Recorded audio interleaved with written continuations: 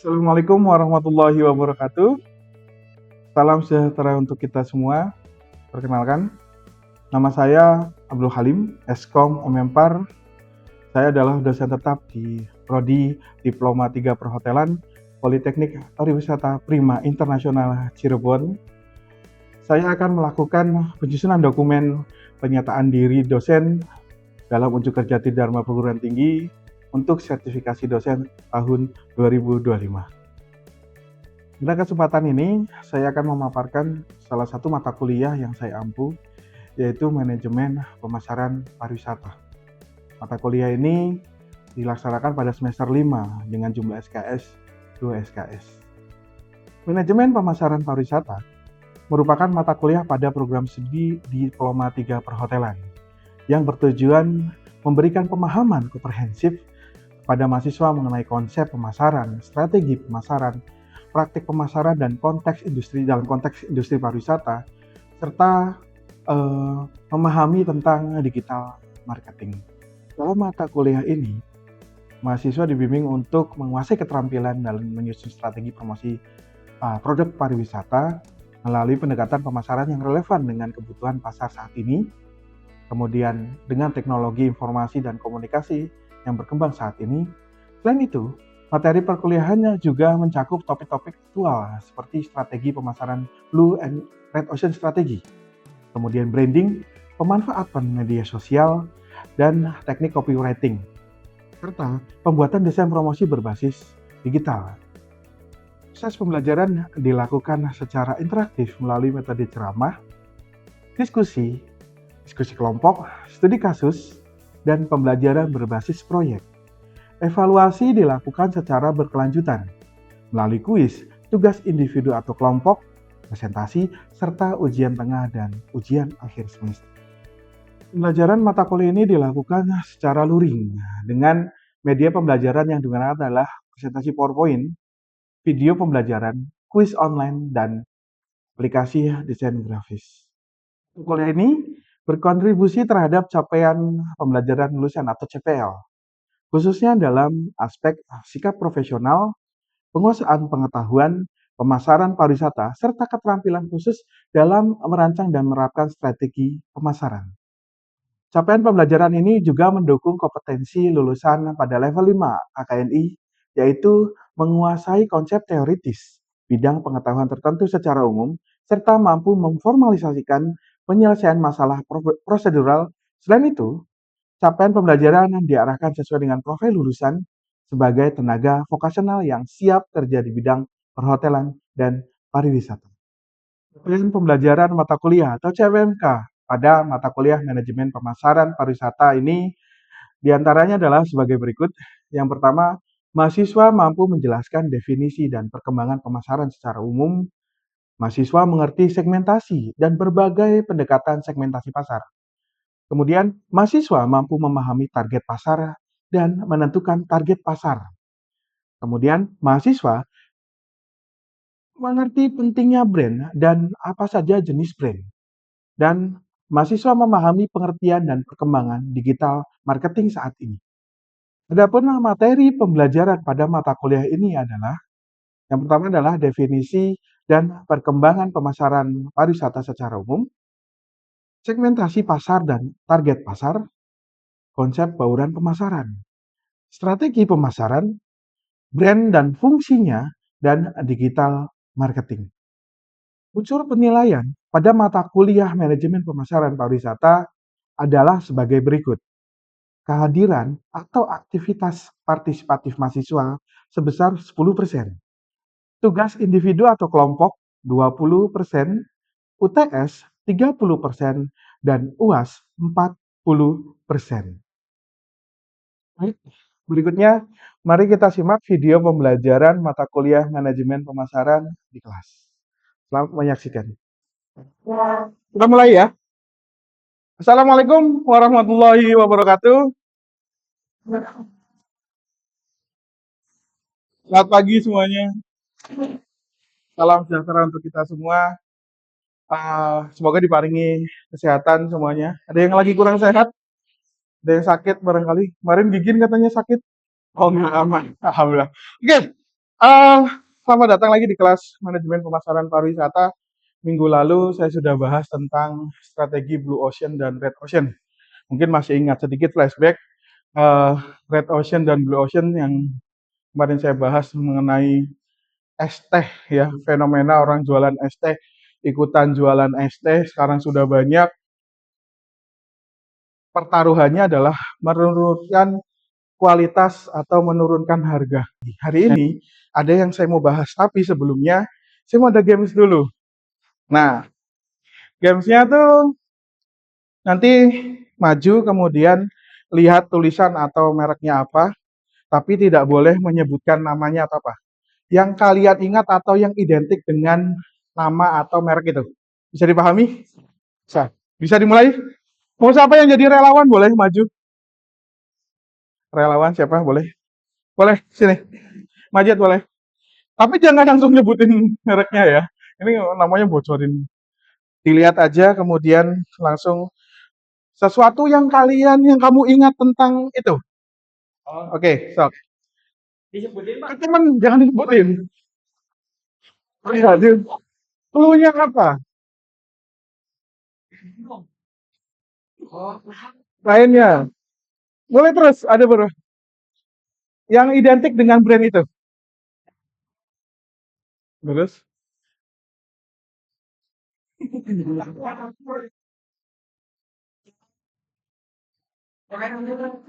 Oke, siap, boleh. Betul ya, le mineral ya. Oke, nggak apa-apa. Oke, nggak apa-apa. Selanjutnya boleh Faras mungkin. Soalnya gampang. oh enggak. Silakan. Apa yang identik dengan yang kamu baca? Agak ke sini boleh? Pokoknya iya, Bang. Kenapa ada terkait? Kenapa langsung bisa tahu? Pokoknya demi aja. Ah, oke. Sekarang lanjut karena bisa dapat.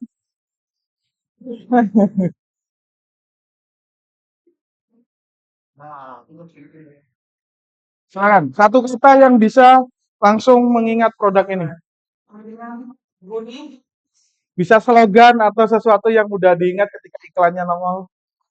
Cilo, Buni.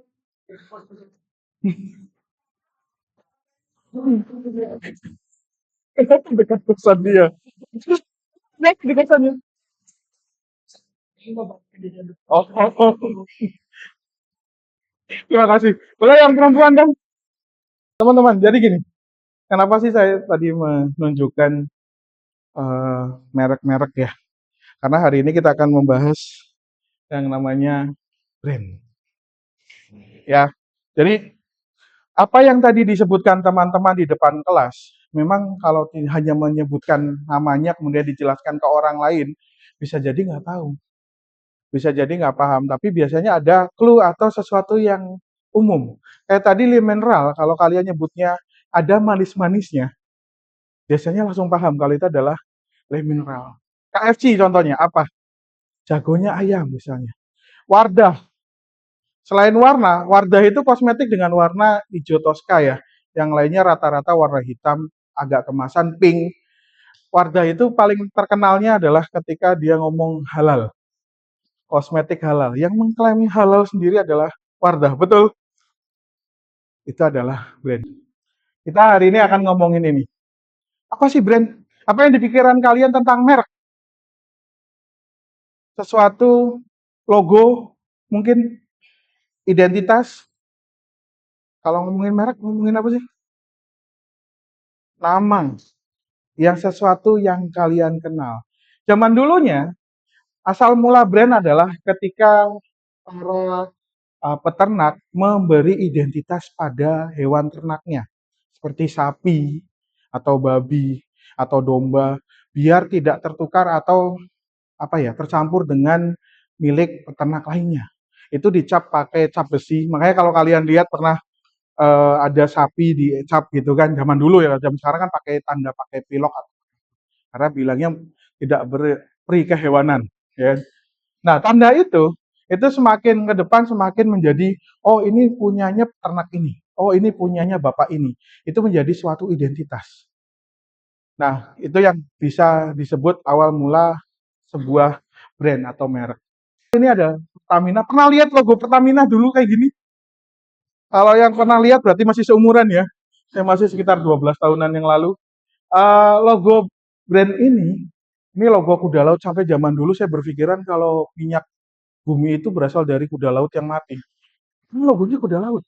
Jualannya minyak, ya kan? Ada bintangnya lagi gitu kan. Nah, kemudian Pertamina mereformasi dan rebranding logonya menjadi tulisan P dengan 3 warna dengan tulisan Pertamina. Kalian tahu berapa biaya untuk pembuatan logo ini? 1 triliun? Banyak kan mungkin? 100 miliar. 2,5 M. Bayangkan logo ini hanya 3 warna simpel, tapi ini ya masuk akal. Ketika rebranding, kita ambil contoh yang lainnya. Facebook. Dulu ada namanya Facebook, perusahaan Facebook, di atasnya Facebook media sosial, kemudian dirubah menjadi rebranding dengan Meta. Bahkan, nah, industri handphone asal China, Xiaomi, dia merubah logo yang tadinya kotak hanya menjadi agak bulat. Hal yang, oh kok simple ya, kok aneh gitu kan, sepele. Hal yang sepele yang tidak mungkin tidak dipikirkan oleh perusahaan lain. Nah, ini adalah bentuk rebranding atau pembuatan brand ulang dari brand yang lama dan yang baru. Betapa pentingnya brand. Ketika Pertamina, ketika Facebook merubah brandnya, ketika Xiaomi merubah brandnya, itu bukan asal mula hanya merubah logo, tapi semuanya dirubah karena logo itu mengandung filosofi. Etos kerjanya berubah, manajerialnya juga berubah. Ya kan, Pertamina yang tadinya gambar kuda laut itu masih ada kuda-kudanya gitu kan, masih ada logo-logo zaman dulunya. Karena kalau kuda laut diterapin di media-media digital saat ini agak susah yang logo lama. Kalau sekarang Pertamina, makanya kan kalau kalian lihat di sirkuit Mandalika, Pertamina Mandalika bisa diterapin di jalan, diterapin di billboard dan lain-lain itu lebih menarik. Ada unsur-unsur pada brand ada apa aja? Yang pertama ada nama mereknya, iya. Jadi kalau logo nggak ada nama mereknya itu masih awal-awal orang akan bingung. Coba kalau Nike, logonya kayak gimana? Checklist doang. Kalau nongolnya sekarang, itu beli sepatu yang checklist, ya kan? Kalau dulu kan ada tulisan Nike-nya kan, karena brandnya semakin terkenal hanya tulisan hanya logo checklist. Kalau Nike aja segitu checklist 1 aja mahal, gimana checklist 2 ya kan? Lebih mahal lagi. Ada nama mereknya, tanpa sebuah nama produk tidak akan memiliki identitas. Ini yang terjadi. Kalian pernah mungkin beli, oh itu mie ayam perapatan, ya kan? Di Jakarta ada gulai tikungan, pernah dengar? Atau gultik? Tahu nggak yang punyanya siapa? Yang nama yang punyanya siapa? Yang punya mie perapatan siapa? Nggak tahu. Karena itu adalah orang menamakan identitas warung itu menjadi identitas yang mudah diingat. Seperti Miget. Tahu Miget? Pernah makan Miget? Miget yang mana sekarang aslinya? Ya, di Brimkopal ya. Itu Miget. Tahu nggak asal mulanya kenapa dinamakan Miget? Karena jualan di depan gate eh, les bahasa Inggris gate di Jalan Wahidin waktu itu. Karena agar memudahkan orang, oh mie depan gate, namanya Miget, Miget, Miget. Ada yang buka di sini namanya Miget juga. Padahal bukanya depan warung warteg sebelah situ, warteg Bahari. Namanya tetap Miget. Gitu harusnya. Ya, nah itu karena nggak punya nama. Akhirnya orang mengidentitaskan produk itu dengan nama yang yang mudah diingat. Sama halnya dengan bakso kumis. Gara-gara mamangnya pakai kumis. Ketika nggak pakai kumis, apa disebut masih tetap bakso kumis? Tetap. Karena sudah melekat identitas bakso kumis. Ada logo. Nah, ini juga logo penting. Ketika sudah ada namanya, biasanya mengikuti ada logonya. Masing-masing logo, minggu depan kita akan bahas. Tampilan visual, desain produk, desain kemasan, desain seragam, dan sebagainya itu punya ciri khas. Kalian pernah mampir ke Chat Time? Bajunya Chat Time itu warna apa sih karyawannya? Pink, ungu, warna-warna itu ya. Kemudian kalian tahu warna provider Telkomsel, Excel, Indosat. Itu adalah tampilan visual yang mengingatkan sebuah brand. Poltek Parprima, ya. Kalau Poltek Parprima warna hijau, sangkanya Win, ya. Penggunaan juru bicara atau brand ambassador. Nah, ini juga penting. Ada beberapa brand yang pakai juru bicara. Jadi brand kita itu ada yang apa ya, mempromosikan lewat juru bicara. Kemudian yang berikutnya kelima adalah suara atau lagu tematik. Sari roti, roti sari roti. Kemudian ada kata-kata atau slogan tadi jagonya ayam. Pria punya selera. Rokok apa? Gudang garam, surya apa jarum? Ya, karena saya bukan perokok jadi saya juga lupa. Tapi selain unsur-unsur branding apa saja branding? Nah, ini yang penting. Ada produk branding, adalah produk yang mampu mendorong konsumen untuk memilih produk miliknya di atas produk kompetitor. Ketika sudah ngomongin produk branding, berarti lebih ke produknya. iPhone, itu adalah produk, branding ke produknya. Selain ada produk branding, ada personal branding. Ini yang muncul ketika mau pemilu, pilkada, yang tiba-tiba nongol di TV terus, nongol di media sosial terus, mereka sedang membangun personal branding. Corporate branding. Nah, corporate branding ini saling beririsan dengan produk branding. Ketika corporate brandingnya bagus, biasanya orang akan memilih produk dari corporate itu. Oke, ada destination branding itu mengenalkan produk atau jasa ketika suatu nama lokasi disebutkan seseorang. Kayak misalnya Kota Gudeg. Di mana itu? Ya kan? Atau bisa juga menjadi branding kayak city branding atau uh, branding wisata. Di Indonesia itu terkenalnya Wonderful Indonesia. Branding dari 2000 berapa saya lupa. Itu cukup bagus. Ambil contoh, ini beberapa city branding, ada Solo, Semarang. Yang cukup kuat ada Solo, The Spirit of Java, kemudian ada Jogja, ada Enjoy Jakarta. Sampai waktu itu iklannya juga cukup menarik. Lalu, kalian tahu nggak city brandingnya Cirebon, Kabupaten Cirebon dan Kuningan. Cirebon dulu deh, kota Cirebon. Rata-rata orang di kota Cirebon kan ini. Pernah dengar nggak? Kabupaten Cirebon pernah dengar? Ya, berarti brandingnya nggak kuat.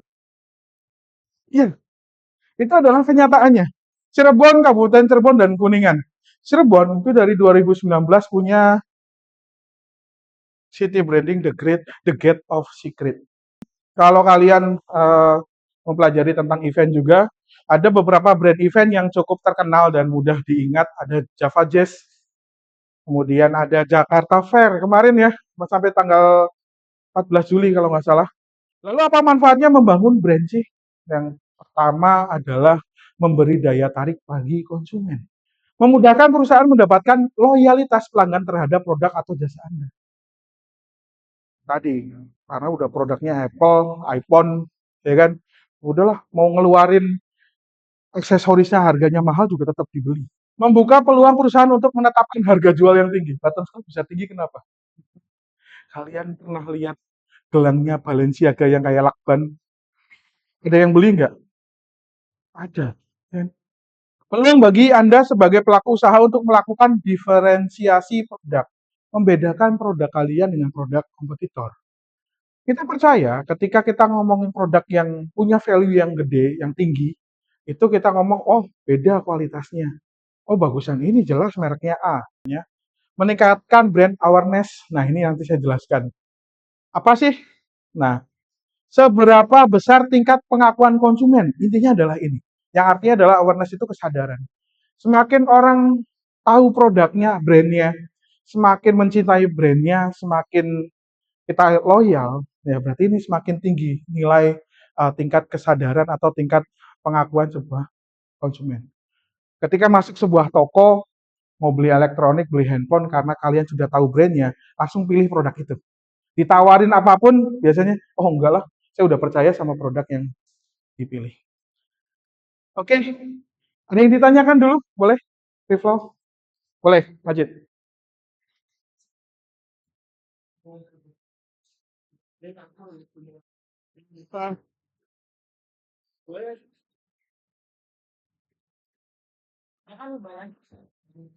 Oke, oke, terima kasih Majid. Untuk brand, sebenarnya kalau didaftarkan hak ciptanya, hak kekayaan intelektualnya, itu nggak boleh. Nah, biasanya yang niru itu biasanya tadi, karena brandnya sudah naik, dia ikutan produknya, miripin brandnya gitu, dikit, nggak apa-apa. Tapi kalau niru sama persis, berarti itu melanggar hak cipta. Ini yang terjadi kasus terbaru, Eiger. Saya lupa di mana, itu sampai dituntut berapa ratus juta gara-gara dia bikin produk sandal dengan brand Eiger. Sendalnya katanya sedang lah, bagus. Tapi gara-gara permintaan pasar pengennya Eiger, ya sudah dibuat Eiger. Harganya 35 sampai 80 ribu. Eiger itu kan di atas 100 sekarang. Ya, ini yang terjadi ketika brand sudah naik. Nanti saya jelasin di setelah ini. Ya, contoh ini. Botol-botol ini botol minuman. Kalau kalian ke warung Madura, ke warung Opik, ke warung siapapun, Pak minta Aqua 1 dong. Dikeluarinnya le mineral. Protes nggak kalian? Nggak. Atau kalian di warung, Pak Aquanya 1, padahal yang kalian minum Prima, Fiona, Viola, dan teman-temannya. Tapi karena sudah latah ngomongnya, Aqua. Padahal Aqua adalah sebuah merek air minum dalam kemasan. Karena Aqua adalah pelopor. Di tahun 70-an ya, 73 kalau nggak salah, pertama kali dicetuskan oleh penemunya atau ownernya membuat air minum dalam kemasan. Hal yang tidak lazim pada saat itu. Orang itu masih nganggap kok orang jualan air putih. Pada masanya yang paling laris adalah cola sama teh dalam kemasan. Tapi dia bikin air putih dalam kemasan. Sama halnya di rumah, matiin dong sanyonya. Padahal pakainya Shimizu, ya kan? Nah, itu adalah ketika brand menjadi sebuah identitas produk. Karena udah melekat di situ. Bahkan di luar Jawa katanya ngomong motor namanya Honda. Beberapa orang naik apa? Naik Honda. Padahal naik Kawasaki gitu kan. Naik motor Yamaha tapi ngomongnya Honda. Karena tadi sudah brandnya sudah kuat. Sama halnya seperti ini. Ketika brand sudah terkenal, sudah kuat. Yang tadi saya ceritakan. Apple mau ngeluarin produk apapun sudah ada fanboy-nya. Samsung juga sama. Berantem aja. Padahal kalau ada duitnya, ada saya sama-sama gitu kan. Sama-sama butuh beli dua-duanya. Gak usah berantem. Ya, jadi masing-masing punya kelebihan, masing-masing punya kelemahan. Ada yang kelebihan harga, ada yang ya kan nggak bisa mampu gitu kan. Masing-masing punya kebutuhan. Jadi kalau kalian menyebutkan nama brand itu atau mengingat brand itu, mengingat juga kualitasnya. Dimanapun ketika ngomongin Intercon, udah bintang 5, ya kan, tempatnya nyaman mungkin, mau di negara manapun, karena mereka punya standar. Brandnya, oh pantesan nginepnya di Intercon, pasti enak. Tipe paling rendahnya aja udah nyaman, pasti mahal. Itu adalah ketika kita mengingat sebuah brand, Pullman, Aston, dan lain-lain. Itu semua sama. Saya lanjutkan. Nah, 10 perusahaan Indonesia dengan brand value terbesar di tahun 2024. Posisi paling atas masih BRI. Nilai value-nya itu sekitar 5,5 miliar dolar. BUMN, BUMN, BUMN, BUMN, BCA, luar BUMN lagi. Ya, brandnya cukup kuat. Jadi kalau misalnya dijual, perusahaan itu nilainya sekian. Brand itu nilai sekian. BRI, Pertamina, ya kan? Ini di Indonesia. Tahun 2024 saya ngambil datanya dari brand Finance. Cukup. Materi selanjutnya. Paras barangkali. Boleh. Oke.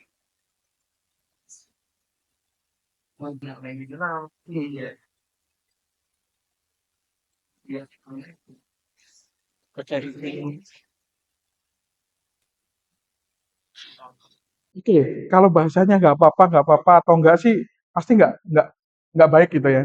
Secara etis juga nggak baik. Tapi di era terbuka saat ini, kalau dulu kan masih mending ya. Itu kan sekarang dia kampanyenya itu jelas gitu kan, tidak menyebutkan secara langsung, tapi ada beberapa iklan secara langsung.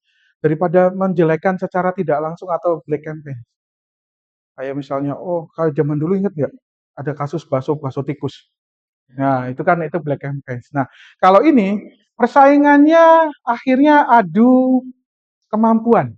Ketika Samsung dengan Apple, iklannya Samsung itu mempunyai kelebihan bahwa handphone dia seperti ini. Apple juga sama, punya kelebihan ini dan ini. Le Mineral dengan Aqua, ini lagi tren juga gara-gara kasus mengandung BPA ya, mengandung bahan cemaran dari bahan kimia. Le Mineral mengklaim dia nol. Saya juga lupa, mohon maaf kalau salah. Tapi limbahnya Le Mineral juga dibahas oleh Aqua. Aqua itu kan tidak sekali pakai. Aqua itu bisa berkali-kali pakai botolnya, jadi tidak menimbulkan limbah. Le Mineral dengan mengklaim bahwa 0 BPA-nya, tapi limbahnya karena sekali pakai itu banyak. Saya yakin di rumah kalian ada botol galon Le Mineral yang bingung mau diapain. Terus bagaimana sih biar kita tadi brandnya bisa dikenal, brand kita bisa mudah diingat oleh orang? Ada beberapa cara. Yang pertama adalah tentukan dulu cara terbaik untuk komunikasi produk dan banyak. Nah, ini adalah salah satu bentuk komunikasi, mengenalkan produknya ke masyarakat. Yang kedua adalah dorong promosi lewat mulut ke mulut atau word of mouth. Kalau enggak, nah ini juga penting. Jadi bisa tahu baksonya Pak Kumis enak kata siapa? Oh, kata teman saya. Kemudian berikutnya adalah ciptakan ketertarikan emosional. Nah, kan sebaiknya ditambahkan kisah yang relevan dengan identitas brand yang Anda miliki. Tapi ya jangan drama juga. Ketika banyak drama kan di TikTok viral, kemudian banyak drama hilang biasanya. Mengingat seberapa pentingnya positioning, minggu depan kita ngomongin positioning ya. Jadi positioning ini nanti posisi mana brand kita. Itu sangat berpengaruh. Bagaimana inovasi yang Anda lakukan supaya bisa memposisikan merek yang Anda miliki agar sebisa mungkin berada dengan berbeda dengan merek yang lain. Jadi apa sebenarnya brand? Ini jelas kuncinya. Brand adalah karakter, kumpulan pengalaman dari apa yang konsumen rasakan dan pikirkan ketika mendengarkan dan melihat produk Anda. Ngomongin jagonya ayam, KFC, emang ayamnya enak? Enak, ya kan? Kemudian ketika kita memikirkan sepatu, ada Adidas, ada Nike, ada Skechers, berapa lagi? Yang kalian nyaman ketika ngomongin Skechers, oh sepatunya enteng, nyaman. Padahal belum dipakai kan? Udah di ini. Ada yang mau tanyakan? Silakan, boleh simak dulu. Oke, secara kekuatan hukum kita tidak kuat. Tapi biasanya kalau memang mau dikaitkan dengan hukum, biasanya lama-lamaan siapa duluan yang membuat. Dari sisi kiri mungkin ada yang mau nanya. Wisnu atau Ibnu, silakan barangkali. Kalau tidak ada, saya ada kuis. Boleh ya? Kuis pemahaman materi hari ini, silakan boleh dibuka handphonenya.